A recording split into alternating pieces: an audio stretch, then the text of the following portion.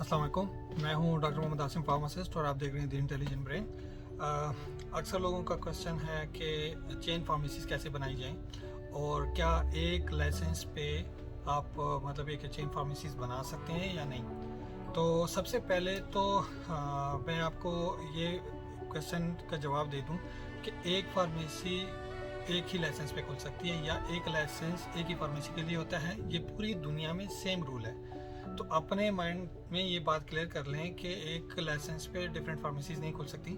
और अगर कोई आपको ये कहता है कि यार नहीं 5 खुलती हैं 4 खुलती हैं, ये सरासर झूठ है। पहले होता था, वो भी बोगस था। मतलब एक्चुअली लॉ में ऐसा कोई झूठ नहीं है, ठीक है। पहले खुलती थी क्योंकि फार्मासिस्ट नहीं थे या कैटेगरी बी होल्डर नहीं थे, तो उनको इजाज़त दे देते थे कि भाई एक लाइसेंस पे 5 फार्मेसी खुली हुई हैं या डिफरेंट खोल देते थे। इवन 10 तक मैंने सुना है होता था पहले। और वो भी मतलब ये कि ड्रग इंस्पेक्टर खुद ही कर लेते थे। करप्शन थी, टू बी ऑनेस्ट करप्शन थी, इसी वजह से ये सब कुछ हो रहा था। हालांकि लॉ में ये चीज़ क्लियर है कि आप एक ही लाइसेंस पे सिर्फ एक फार्मेसी बना सकते हैं, चाहे वो कैटेगरी ए और बी हो। हाँ, कैटेगरी बी पे मेडिकल स्टोर होता है, उसमें चेन फार्मेसीज नहीं बन सकती। उसके लिए आपको कैटेगरी ए लाइसेंस चाहिए होता है। कैटेगरी ए वो होता है जो डॉक्टर ऑफ फार्मेसी डिग्री होती है, जिसके पास वो उसके पास कैटेगरी ए लाइसेंस होता है, बाकी किसी के पास नहीं होता, कोई डिप्लोमा वगैरह वालों के पास नहीं होता। अब चेन फार्मेसीज की तरफ आते हैं। इसको कैसे बनाया जाए, कैसे इस्टेब्लिश किया जाए और इसको रजिस्टर कैसे करवाएंगे, उसका क्या तरीकाकार है। सबसे पहले तो देखें कि चेन फार्मेसीज चलाने का आपको एक आइडिया होना चाहिए, उसके पास एक्सपीरियंस आपके पास होना चाहिए, क्योंकि ये कोई आसान काम नहीं है चेन फार्मेसीज चलाना। उसको रेगुलेट करना, उसको फिर मैनेज करना, ये बड़ा मुश्किल काम है। उसका एक देखें आसान सा सलूशन मैं आपको बताऊं। सबसे पहले आप एक अपनी फार्मेसी ओपन करें, पहले उसको मैनेज करें, साल चलाएं उसको, साल 2 साल उसको अच्छी तरह से मैनेज करें। उसके बाद आप सेकेंड फार्मेसी खोलें, फिर इस तरह 4-5 अपनी खोल लें, ठीक है। फिर हर फार्मेसी में एक फार्मासिस्ट और उसका एक लाइसेंस, ठीक है। और उसको फिर देखें, एक फार्मेसी अगर आप मैनेज करने लग गए ना, तो आपको ग्रेजुअली आप सेकंड भी आसानी से फिर मैनेज कर लेंगे। और इस तरह फिर 2 फार्मेसीज को मैनेज करना, उसका अकाउंट सिस्टम बनाना। फिर जैसे 3-4 फार्मेसीज हो जाती हैं या 5 फार्मेसीज हो जाती हैं, तो अपना एक डिस्ट्रीब्यूशन जो फार्मेसी चेन फार्मेसी का अपना डिस्ट्रीब्यूशन होगा, उसको मतलब ये कि आप स्टैब्लिश कर सकते हैं। इसका मेरे ख्याल से इसके भी एक लॉ है कि आप अपना डिस्ट्रीब्यूशन जो फार्मेसीज का होता है, चेन फार्मेसीज का, जैसे आप कह लें कि शाइन केमिस्ट का है या डिवाटसन का है या वन प्लस का, या जैसे और हैं सर्वेद वगैरह का अपना मतलब डिस्ट्रीब्यूशन है। उसके ऊपर फिर मैनेजरियल लेवल के लोग होते हैं। तो वो आजकल यहाँ पे असल में ये भी किया जाता है। मैं ये देखता हूँ कि फार्मेसीज पे एक मैनेजर एक MBA वाला होता है, जो कि टोटली रॉन्ग है। आप फार्मेसी के अंदर एक मैनेजर एक फार्मासिस्ट को ही रखें जिसके पास MBA की फर्दर डिग्री होती है, वेल एंड गुड है। अदरवाइज फार्म डी डिग्री वाला अच्छे से मैनेज कर लेता है, उसको ज़रूरत नहीं पड़ती कि किसी मैनेजर आप एक्स्ट्रा मैनेजर रखते हैं, वो इस चीज़ को नहीं अंडरस्टैंड करता how to run a pharmacy, ठीक है। उसका इस बिज़नेस से कोई ताल्लुक नहीं है, वो रन कर सकता है बाकी बिजनेस, उसका इस बिज़नेस से ताल्लुक नहीं है। और इसके पीछे मैं आपको देखें एक बात बताऊं, आपको MBA वालों की ज़रूरत इसलिए नहीं पड़ती क्योंकि फार्मासिस्ट जो होते हैं वो फार्म डी के फाइनल ईयर में मार्केटिंग एंड सेल्स और मैनेजमेंट ये सब कुछ पढ़ते हैं, ठीक है। तो आपको किसी MBA को फर्दर MBA वाले रखने को ज़रूरत नहीं पड़ती। हाँ, कोई ऐसा फार्मासिस्ट है जिसके पास MBA की डिग्री है तो वो रख सकते हो। सेकेंडली, अब इसी तरह फिर आप 2-3 फार्मेसीज को मैनेज करना, फिर इस तरह 4-5, फिर अगर आप 5 फार्मेसीज बना लेते हैं और इस तरह अपना एक डिस्ट्रीब्यूशन भी खोल लेते हैं जो अपनी फार्मेसीज को सप्लाई करेगा, तो फिर उसमें ये होता है कि आप फार्मास्यूटिकल इंडस्ट्री से डायरेक्ट माल उठाते हैं और वो बल्क में उठाते हैं। बल्क मतलब ज़्यादा क्वांटिटी में उठाते हैं। जहाँ पे एक फार्मेसी के लिए आपको 4-5 पीस चाहिए होते हैं या 10 पीस चाहिए होते हैं, वहाँ पे आप अगर 5 फार्मेसीज का देखें तो उस पर आपको ज़ाहिर सी बात है, आपको एक फॉर एग्ज़ाम्पल अगर पैनाडॉल का लगा लें, मैं एग्जांपल दे रहा हूँ कि उसके आपको 5 फार्मेसीज के लिए 1 महीने की क्वांटिटी या 3 महीने की क्वांटिटी आप मंगवाते हैं, तो उसके लिए आपको बहुत बल्क में माल मंगवाना होता है। तो उसके लिए आपको 2-3 हज़ार पीस या 4 हज़ार पीस चाहिए, पैकेट्स चाहिए, तो वो आप मंगवा लेते हैं। उसमें आपको ये होता है कंपनी बहुत बड़ा डिस्काउंट भी देती है, उसमें आपको फ़ायदा भी होता है। चेन फार्मेसी से एक बहुत ही अच्छा कंसेप्ट है बेसिकली, जो कि बहुत कम लोगों को पता है, ये लोगों को आइडिया नहीं है इसका। इस पर प्रॉफिट बहुत ज़्यादा है और उस प्रॉफिट के पीछे रीज़न है उसका अपनी डिस्ट्रीब्यूशन होना, ठीक है, अपनी फार्मेसीज़ की डिस्ट्रीब्यूशन, जैसे हम वेयर हाउस भी कहते हैं, जो अपनी फार्मेसी का वेयर हाउस होता है। तो वो डिफरेंट कंपनी से आप जब कॉन्ट्रैक्ट करते हैं या उनसे कॉन्टैक्ट करते हैं, वो भी मैंने आपको कहा है ना कि आपका जो फार्मेसी का मैनेजर होता है वही ये सारी चीज़ें डील करता है। वो एक फार्मासिस्ट को ही रखें तो वो ही सारी ये चीज़ें करके देगा, क्योंकि एमबीए वालों का इस चीज़ से ताल्लुक़ नहीं है। क्योंकि बहुत सारे लोग, कुछ चेन फार्मेसीज, कुछ सारी नहीं, कुछ चेन फार्मेसीज में मैंने ये देखा है कि वो एमबीए वालों को रख रहे हैं, जो कि उनको आइडिया नहीं है। ये उनका गलत कंसेप्ट है। वो एमबीए वाले नहीं मैनेज कर सकते। अगर फॉर एग्जांपल एक एमबीए वाला या कोई बीबीए वाला वटेवर, मैं किसी के खिलाफ बात नहीं कर रहा, लेकिन आपको एक एक्चुअल बिजनेस की टैक्टिक्स बता रहा हूँ कि इस बिज़नेस का थोड़ा सा ना डिफरेंट है। जहाँ पे एक एमबीए वाला आपको 10 रुपये का फ़ायदा दे सकता है, एग्जाम्पल की बात है, तो वहाँ पे एक फार्मासिस्ट आपको 20 से 25 रुपये का एक्स्ट्रा फ़ायदा दे सकता है। क्योंकि एक तो फार्मासिस्ट होता है, फार्मासिस्ट की फेवर भी करता है। दूसरी बात ये कि उसको पता होता है कि भाई कौन सी मेडिसिन और किस फार्मास्यूटिकल कंपनी से मैंने कहाँ बात करनी है, उस चीज़ का उसको आइडिया होता है। कॉम्पिटेंसी पे भी बात होती है, बाज़ फार्मासिस्ट कॉम्पिटेंट होता है, बात नहीं होती। ये तो देखें एग्जिस्ट करता है, ये तो आम सी बात है, ये तो आपको अंडरस्टैंड करना है।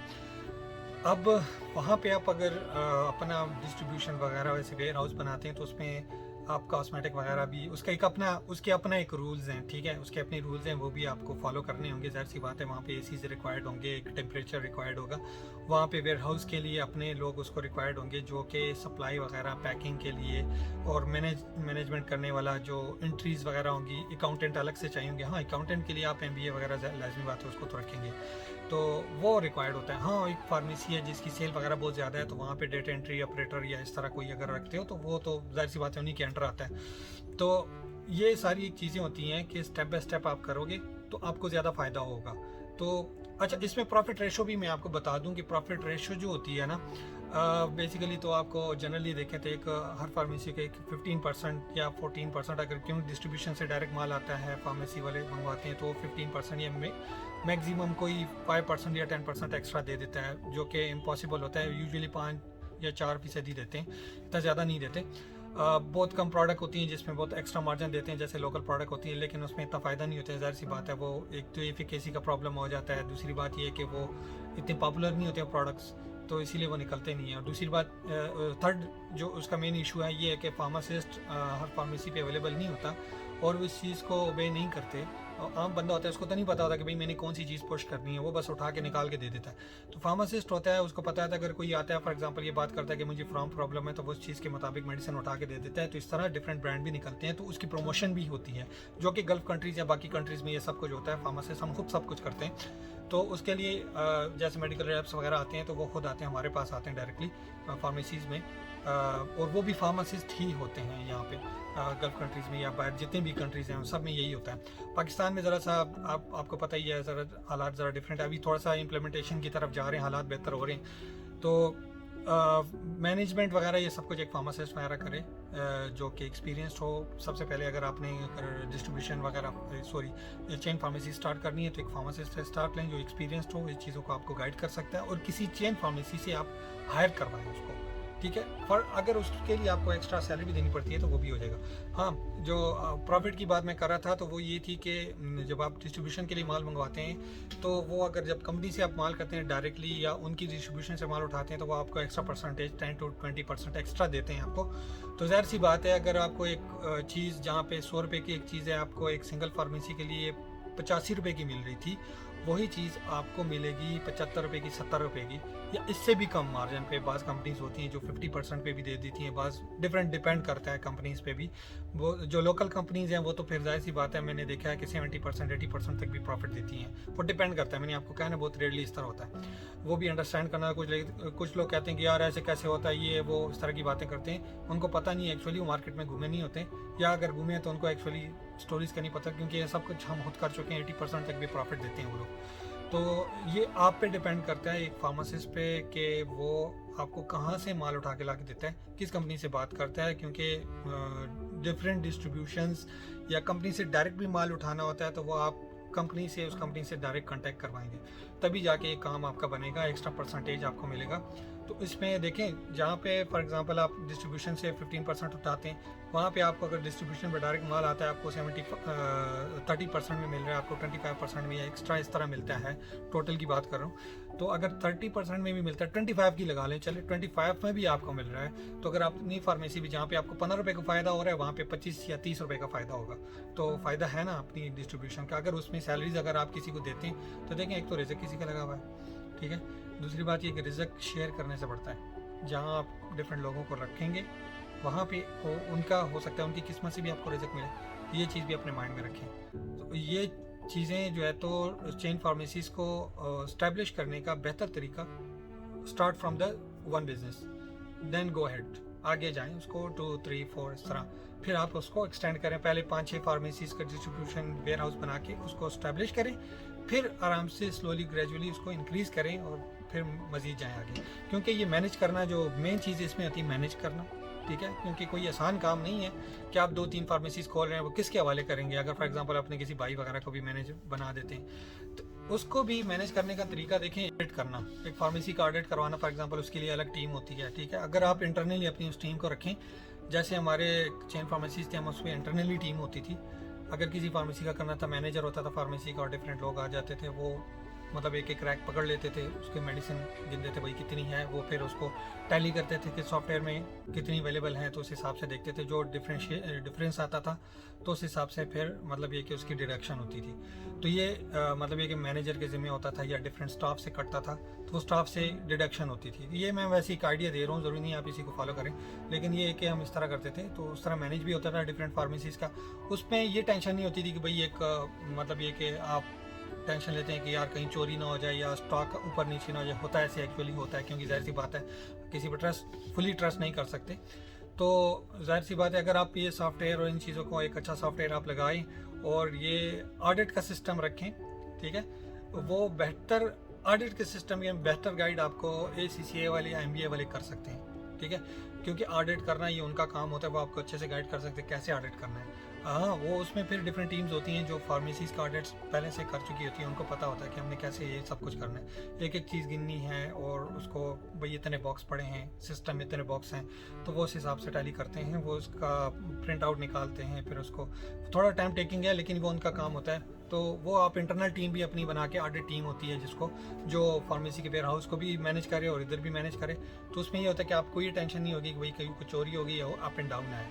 तो ये सबसे ईजी तरीका मैं आपको बता रहा हूँ। अगर इसके अलावा आपका कोई क्वेश्चन है तो आप ज़रूर पूछें, इंशाल्लाह मैं कमेंट में जवाब भी दूंगा, और चैनल को ज़रूर सब्सक्राइब करें, ठीक है। थैंक यू, अल्लाह हाफ़िज़।